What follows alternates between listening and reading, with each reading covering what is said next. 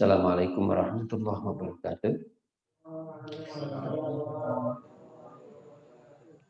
Alhamdulillahirabbil alamin. Alhamdulillahilladzi hadana li hadza wa ma kunna linahtadiya laula an hadana Allah. Asyhadu an la ilaha illallah wa anna Muhammadan abduhu wa rasuluh. Allahumma shalli wa sallim wa barik ala sayyidina Muhammadin wa ala alihi wa sahbihi ajma'in. Subhanaka la ilma lana illa ma 'allamtana innaka antal alimul hakim. Baik, alhamdulillahirabbil alamin. Saudara sekalian, kita teruskan pembahasan kita tafsir dari Prof. Dahlan. Kita sekarang masuk ke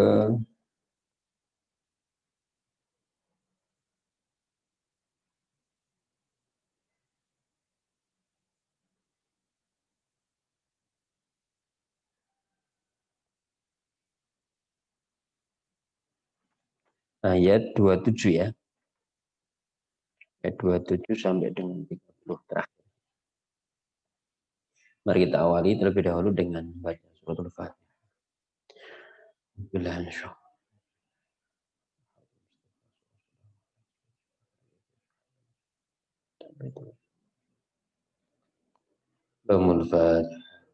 أعوذ بالله من الشيطان الرجيم بسم الله الرحمن الرحيم الحمد لله رب العالمين الرحمن الرحيم مالك يوم الدين إياك نعبد وإياك نستعين اهدنا الصراط المستقيم صراط الذين أنعمت عليهم غير المغضوب عليهم ولا الضالين.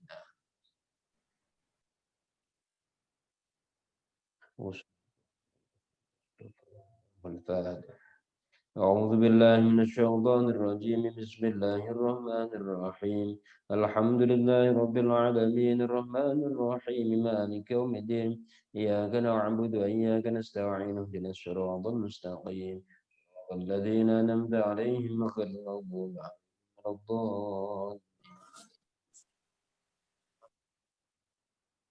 Bismillahirrahmanirrahim. Kita masuk ke kelompok ayat dari surah Al-Fajr. Ayat 27 sampai 30 penutup dari rangkaian ayat sebelumnya ya. A'udzu billahi minasyaitonir rajim. Ya ayyatuhan nafsul mutmainnah irji'i ila rabbiki radiyatan mardiyah.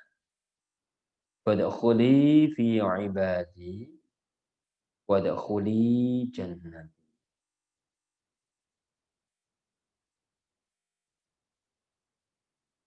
Penutup dari surah ini mulai dari ayat 27 ini ya.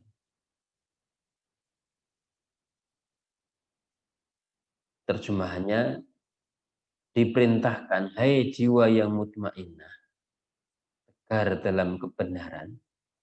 Dia mensifati nafsul mutmainnah, orang yang jiwanya tegar dalam kebenaran, yang terjaga sampai dengan akhir hayatnya. Irji'i ila rabbiki, kembalilah kepada Tuhan, radiyatan mardiyah, dengan ridho dan diridhoi. Fadkhuli fi ibadi, lalu masuklah ke dalam golongan hambaku yang baik. Wadkhuli jannati, dan masuklah ke dalam surga. Kita baca penjelasan beliau. Amarah adalah nafsu yang selalu mengajak seseorang berbuat sesuatu luar pertimbangan akal. Nafsu yang banyak menjerumuskan ke jurang penyesalan. Saat seperti itu sangat mencela perbuatannya sendiri. Dan inilah nafsu lawwamah. Pada saat itu ia berada di simpang jalan. Apakah berlanjut mengikuti amarahnya atau berbalik ke kesadarannya. Bila ia sadar atas kesalahannya dan membina diri dengan sungguh-sungguh, maka muncul nafsu mutmainnah. Mutmainnah mempunyai dua sayap. Pertama, sabar dalam menghadapi kesulitan dengan menggunakan potensi yang dimiliki. Sayap kedua adalah syukur atas segala karunia Allah, sekecil apapun karunia itu dalam pandangannya. Nafsu mutmainnah membuat seseorang tegar dalam segala cuaca, yang getir pahit atau yang segar manis. Ini tentang uraian beliau tentang nafsul mutmainnah. Memang kalau dalam istilah tasawuf itu kan ada beberapa kategori nafsu. Ada nafsu ammarah, nafsu inna nafsa la ammaratun bisu. Nafsu ammarah, nafsu lawamah, kemudian ada juga nafsu innah. Jadi orang yang terbina dirinya, bahasa beliau itu tegar dalam kebenaran. Karena memang kalau beliau menggambarkan gini, hidup kita ini seperti mengikuti jalan lurus yang nanti akan bertemu dengan perempatan-perempatan. Nah, setiap perempatan itu ada setan yang akan menghalau kita untuk belok. Nah, yang menghalau belok itu akan bertemu dengan nafsu kita. Kita akan mengikuti karena memang ajakan tadi akan sesuai dengan selera nafsu. Ajakan setan itu akan selalu menyusup dalam selera nafsu. Sehingga ketika kita mengikuti itu, sedikit demi sedikit kita akan terbelok. Nah, orang yang dia tegar dalam arti dia konsisten untuk tidak mengikuti ajakan tadi. Dia ikuti suara-suara nurani yang pasti akan berbunyi ketika kita akan berbelok itu. Suara kebenaran itu pasti akan berbunyi. Alarmnya itu pasti bunyi. Nah, saat itu sebenarnya nafsul mutmainnah yang akan berperan. Ya, gitu. Jadi ketika seorang itu mampu menjaga keistiqomahannya, menjaga ya ketaatannya, itu akan selalu muncul dua sayap tadi. Bahasa beliau, nafsu mutmainnah itu diiringi dengan dua sayap sabar dan sayap syukur. Dan itu juga yang sesuai dengan hadis Nabi bahwa ajaban li amril mukmini inna amrahu lahu khair. Walaysa dzaka li ahadin illa lil mu'min. Dan itu tidak akan terjadi kepada siapapun kecuali bagi orang yang beriman. In asobathu syarra'u syakara wa in asobathu dharra'u sabara fa kana khairan.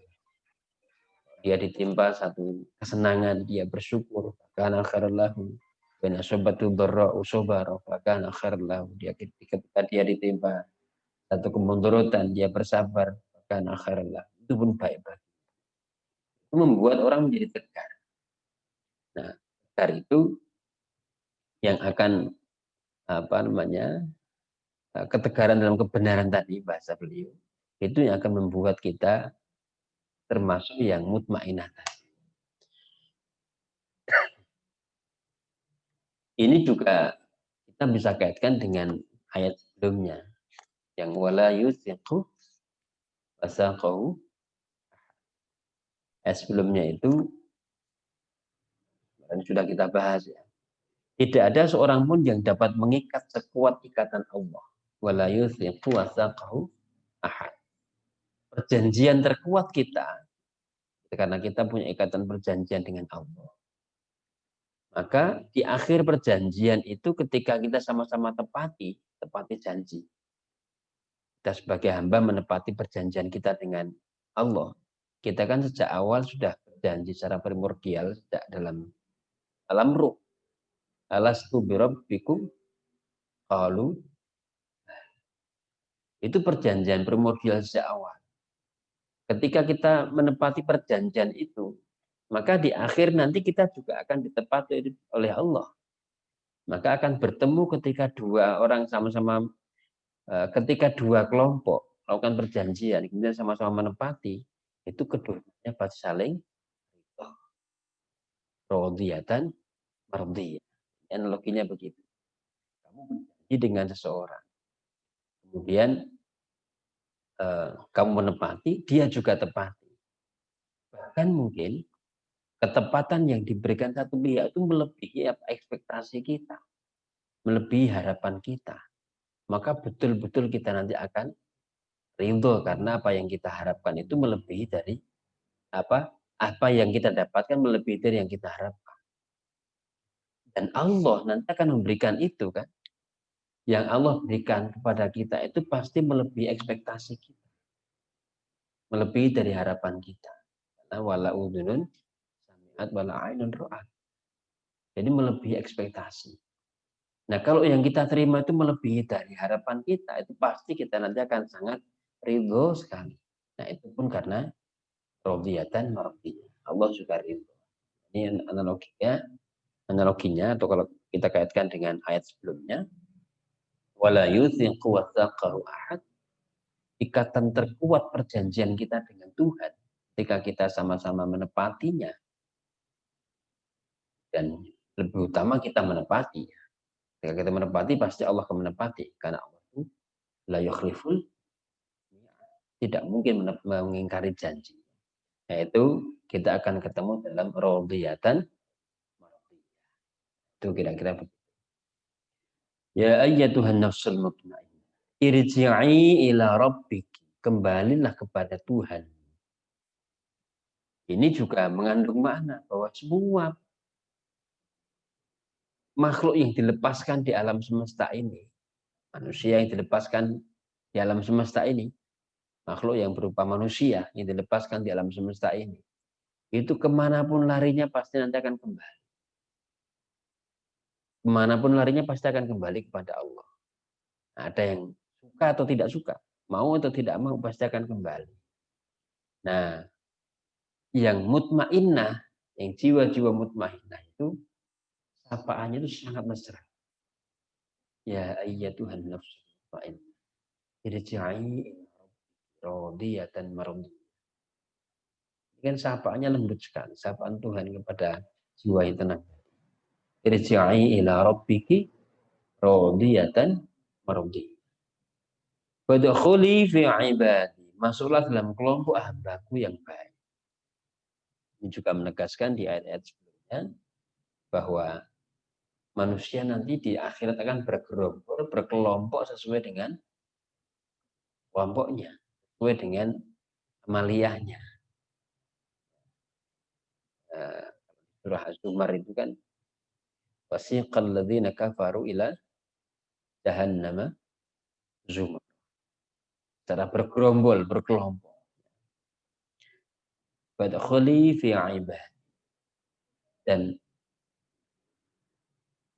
ini juga kita bisa maknai kenapa Allah menggunakan lafaz ibadi di situ. Wadkhuli fi ibadi. Allah mensifati hambanya yang taat itu dengan kata-kata ibadi. Nah, ibadi itu kan hamba itu apa? Apa makna? Budak. Budak itu apa sifat? Sifat yang menonjol, karakteristik dari budak itu apa? Ketaatan kan kepada majikan. Oke, ketaatan yang penuh kepada majikan itu disifatkan kepada seorang mukmin yang taat karena dia mengaku betul bahwa yaitu kemarin selalu saya sampaikan, berkali-kali saya sampaikan, sifat seorang mukmin itu yang baik itu adalah ketaatan. Sifat dasar seorang mukmin itu ketaatan. Dalam konteks apapun. Konteks keorganisasian, konteks kenegaraan, konteks keagamaan, itu ketaatan sifat seorang mukmin itu. Kan Nabi mengatakan as-sam'u wa ta'atu 'alal mar'il muslimi fi ma ahabba au kariha.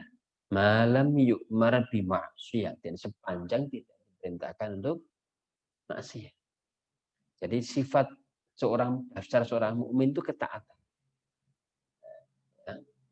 Nah, karena itu disifatkan di situ hamba. Karena hamba itu karakteristik dasarnya adalah taat. Seorang budak itu karakteristik dasarnya itu ketika dia diperintah apapun dia taat kepada majikannya. Ini juga bahkan nanti kita akan disindir itu dalam surah Al-Adiyat. Al-Adiyat itu kan kuda. Kuda itu ketika dirawat baik-baik oleh majikannya, dia akan sangat taat, bahkan dia seolah-olah tidak memperdulikan nasibnya sendiri. Dia berani dengan gagah berani menerjang musuh, ya toh. Al-Adiyat itu Al-Muriyat qadha. Larinya itu menunjukkan semangatnya.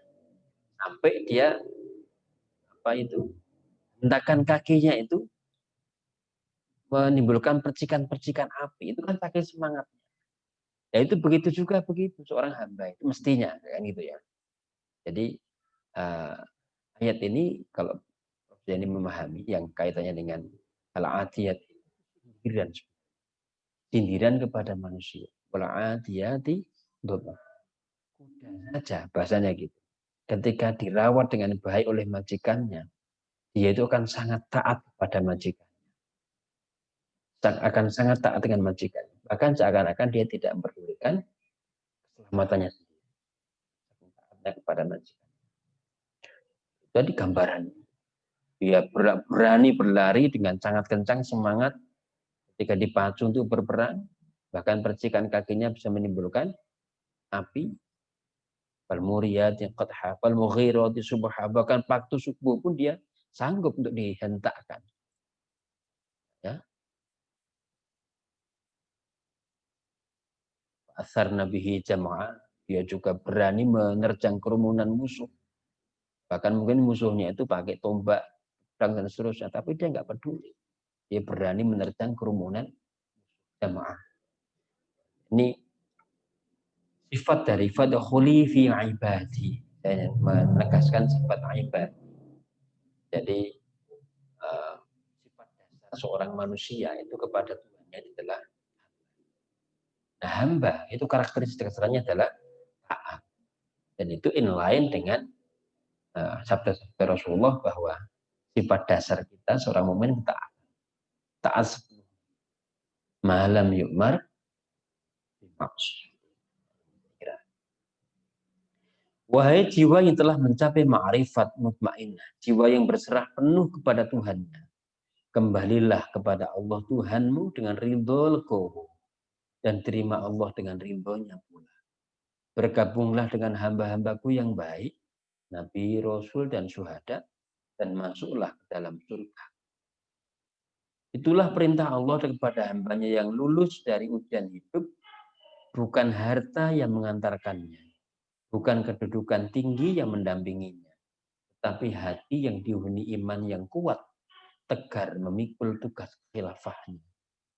Memperhatikan rambu agama dan berserah penuh kepada Allah, Tuhan yang Maha Pengasih dan Maha Adil. Ini beliau ya. Ini memang nasihat ini ditulis betul oleh sosok yang beliau sendiri mengalami. Beliau itu puncak kepemimpinan organisasi. Itu baik di kedinasan maupun yang di perguruan tinggi itu selalu posisi tertinggi. Secara harta juga tidak kekurangan. Tetapi sosok tampilannya sangat sederhana. Sangat sederhana. Tutur katanya juga sangat lembut, ngayomi. Jadi memang Prof. Zaini ini ketika kita membaca begini, terbayang betul sosok beliau. Itulah perintah Allah kepada hamba yang lulus dalam ujian hidup. Bukan harta yang mengantarkannya. Bukan harta yang mengantarkannya. Bukan kedudukan tinggi yang mendampinginya. Tetapi hati yang dihuni iman yang kuat. Tegar memikul tugas khilafahnya. Tugas khilafah. Ini kan mencerminkan posisi-posisi kita nanti. Dan nanti pasti akan disampiri dengan tugas-tugas kekhilafahan. Kekhilafahan itu kepemimpinan, bukan hanya sekedar khilafah dalam arti kepemimpinan itu. Tapi khilafah itu sebenarnya tugas dasar manusia di bumi dengan beragam perannya ya. Jadi dengan berbagai levelnya khilafah itu dasar kita. Apapun proposisinya tidak harus dimaknai dengan posisi jabatan kedinasan maupun jabatan tinggi. Jadi yang lulus dalam itu akan dipanggil irja'i ila rabbiki radiyatan wadkhuli fi ibadi wadkhuli jannati. Dalam kelompok ini kita maknai sebagai panggilan mesra, panggilan Allah kepada. Dan kalau kita nanti baca juga di ayat-ayat Quran yang lain, kita akan temukan memang yang menyambut hangat kehadiran seorang mukmin yang terbina imannya itu bukan hanya genap semesta, malaikat juga akan menyambut dengan baik, Allah pun juga akan menyambut dengan baik, ya kan? Manusia-manusia yang di situ yang soleh juga akan menyambut dengan baik. Jadi memang kita nanti akan diterima dalam satu komunitas yang sangat serba menyenangkan. Kemudian malaikat pun juga akan menyambut dengan menyenangkan, memberikan selamat, ucapan selamat. Assalamualaikum, ya kan? Assalamualaikum, tibtum. Tibtum thayyib.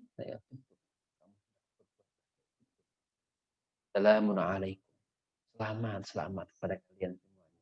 Itu yang memberikan ucapan selamat malaikat. Jadi kita membayangkan ya, kita nanti fadkhuli fi ibadi, kita akan dimasukkan dalam komunitas orang-orang baik. Berat nanti kita akan digabungkan dengan komunitas orang-orang baik. Nabi yang mungkin tidak pernah kita lihat saat ini.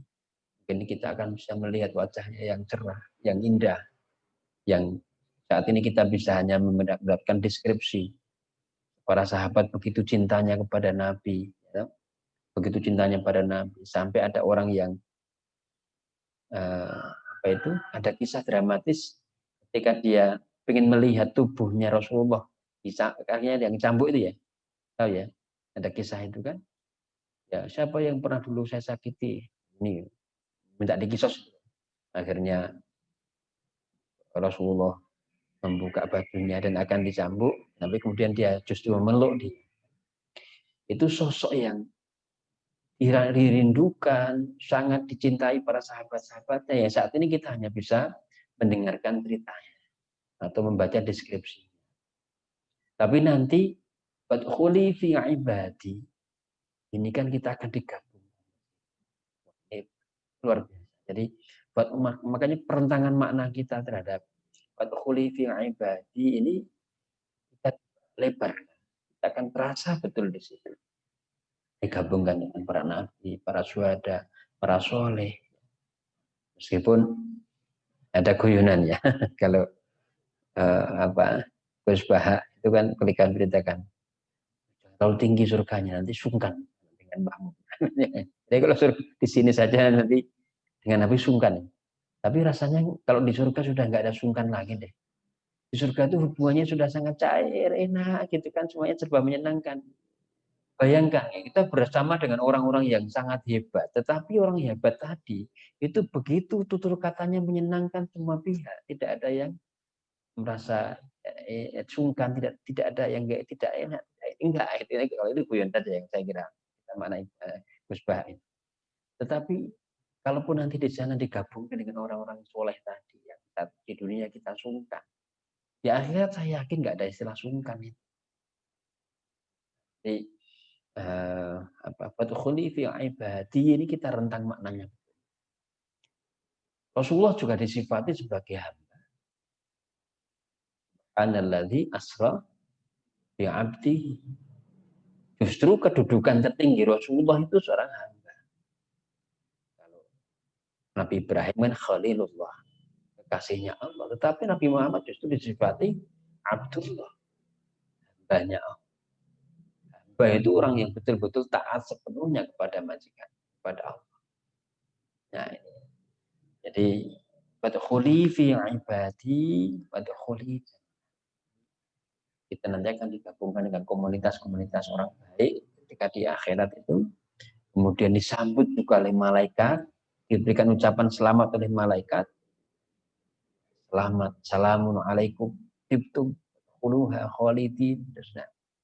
Berbeda dengan kelompok orang-orang yang durhaka, yang nanti itu oleh malaikat itu wajahnya pun sudah serem, belum pun memberikan siksa wajahnya sudah serem. Terusnya, ya saya kira ini kelompok ayat terakhir yang kita diminta untuk membayangkan keindahan. Yang perlu diperhatikan kelompok terakhir itu, kaya atau miskin bukan pertanda dekat atau jauhnya seorang dari Tuhan. Lalu yang kedua, hanya hati yang mutmainnah yang dipersilahkan kembali ke surga Tuhan. Saya kira itu. Akhirnya sekarang kita baca Fatimah yang ada di halaman 14. Sebagai penyela ayat berikutnya. Rasulullah SAW bersabda kepada putrinya, wahai Fatimah, hendaknya kamu mendengar dan mengamalkan wasiat saya untuk berdoa. Ya Allah yang maha hidup dan maha berperan, dengan rahmatmu hamba memohon pertolonganmu. Ya Allah, jangan sampai hidayahmu lepas dariku walau hanya sedetik. Perbaikilah ya Allah seluruh tindakan. Riwayat Anas Malik dalam kitab Ihya. Permohonan untuk tidak lepas dari hidayah Allah meskipun hanya satu detik. Itu yang kita bahas pagi ini. Terima kasih. Assalamualaikum warahmatullahi wabarakatuh. Alhamdulillah.